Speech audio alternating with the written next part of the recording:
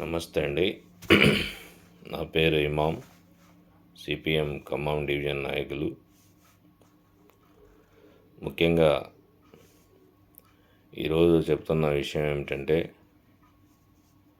ముఖ్యంగా ఖమ్మం శాసనసభ్యులు వ్యవసాయ శాఖ మంత్రి తుమ్మల నాగేశ్వరరావు గారికి చేసుకునే విజ్ఞప్తి ఏమిటంటే, దయచేసి పేద ప్రజల గురించి ఆలోచించండి. ప్రధానమైన సమస్య ఏమిటంటే, ఇప్పుడు సుందరయ్య నగరు, వెబ్సాయగుట్ట మించి ప్రకాష్ నగరు, గాయత్రి గార్గేయ కోల్డ్ స్టోరేజ్ ముందు నుండి శ్రీనివాస్ నగర్ కాలువకట్ట వరకు 80 అడుగుల ప్రపోజల్ రోడ్డుని పెట్టి పనులు ప్రారంభం చేశారు. ఆ 80 అడుగులు రోడ్డు వేయటం వల్ల అక్కడ ఇరువైపులో ఉన్న ఇళ్ళు మొత్తం కూడా పోతూ ఉన్నాయి. ప్రకాష్ నగరు గోళ్లపాడు కాలువ మించి తీస్తున్నారు. ప్రకాష్ నగరు కోల్డ్ స్టోరేజ్ దగ్గర నుండి ఆల్రెడీ రోడ్డు 40 అడుగులుగా ఉన్నది. 40 అడుగుల రోడ్డు ఏ క్లాసుగా సరిపోతుంది రాకపోకలకి. మరి 80 అడుగుల రోడ్డు వేసి పేద ప్రజలు ఇల్లు కూలి చేస్తే పేద ప్రజలు ఏం కావాలి? వాళ్ళు కాయా కష్టం చేసి కూలి పనులు చేసుకొని ఇల్లు నిర్మించుకొని వాళ్ళు ఉంటుంటే వాళ్ళ ఇళ్ళను తొలగిస్తామని చెప్పి ఇళ్ళకి మార్కులు పెట్టి 20 అడుగులు, 19 అడుగులు, 18 అడుగులు మార్కులు పెట్టి చేస్తూ ఉన్నారు. అట్లా చేస్తే పేద ప్రజలు చాలా నష్టపోతారు. మంత్రి గారు మిమ్మల్ని నమ్మి మీరు అభివృద్ధి చేస్తారు, పేద ప్రజలకు అనుకూలంగా ఉంటారని చెప్పేసి మీకు ఓట్లేసి గెలిపించారు తుమ్మల నాగేశ్వరరావు గారికి.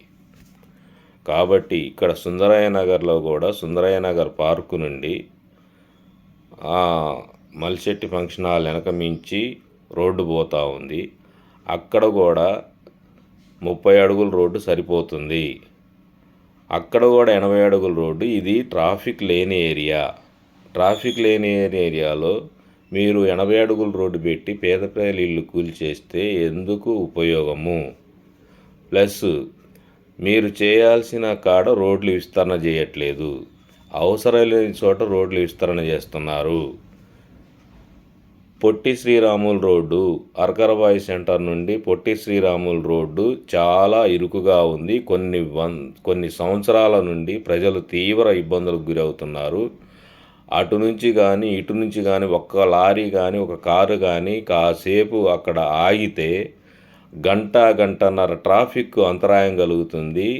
ఇబ్బంది పడుతూ ఉన్నారు. అలాంటి రోడ్డుకి మార్కులు పెట్టారు కానీ కనీసం పనులు స్టార్ట్ చేయట్లేదు. అంటే ధనికులు ఉన్న వర్గంలో ఒక రకము, పేదలు ఉండే దగ్గర ఒక రకమా మీరు చేసేది? పేదల దగ్గర ఇల్లు బలవంతంగా కూల్చేస్తారు, బలంగా ఉన్న వర్గాల దగ్గర మీరు తాత్సారం చేస్తారు.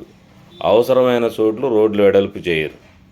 దయచేసి పట్టణంలో మహానగరం అభివృద్ధి చెందుతుంది. మహానగరం అభివృద్ధి చెందే కాడ మీరు అవసరమన్న చోట రోడ్డు వెడల్పు చేయండి.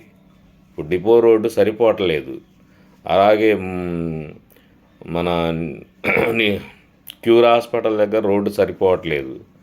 ఇంకా మిగతా చోట్ల రోడ్డు సరిపోవట్లేదు.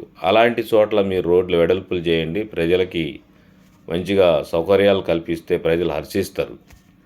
కానీ మీరు ఇలా చేయటం వల్ల చాలా ఇబ్బందులకు గురవుతున్నారు పేద ప్రజలు.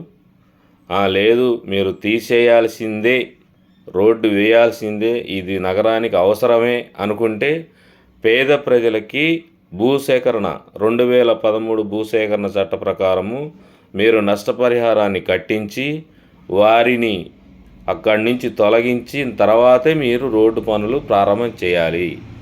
ఇలా చేస్తే సిపిఎం పార్టీ మీకు సహకరిస్తుంది.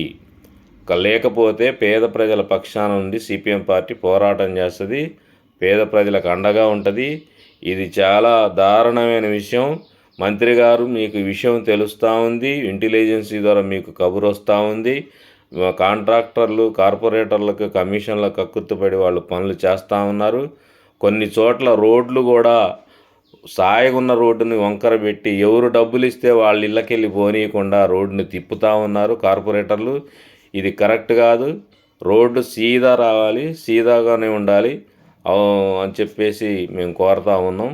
దయచేసి మీరు ఒకసారి వచ్చి ఈ ప్రజల మధ్య వాళ్ళ సమస్య విని వాళ్ళకి ఎలాంటి రోడ్డు మీరు ఆల్రెడీ ఒకసారి మాట ఇచ్చారు ప్రజలకి. ప్రజలకి ఇబ్బందికరంగా ఉన్న చోట్ల మీరు రోడ్డు విస్తరణ చేయొద్దు, వాళ్ళకు అనుకూలంగా ఉంటేనే రోడ్డు పనులు విస్తరణ మొదలుపెట్టండి అని చెప్పి ప్రజలకి చెప్పారు. వాళ్ళు ఆ మాటను పదే పదే పదే గుర్తు చేసుకుంటున్నారు. కాబట్టి మీరు దీనిని గమనంలో ఉంచుకొని ఒక్కసారి ప్రజల దగ్గరకు వచ్చి మీరు సమాధానం చెప్పి అధికారులుగా చెప్పి ఈ రోడ్డు నిలిపివేతను ఆపి సరిపోను రోడ్డు వెడల్పుని తగ్గించి వేయాల్సిందిగా కోరుతా ఉన్నాము.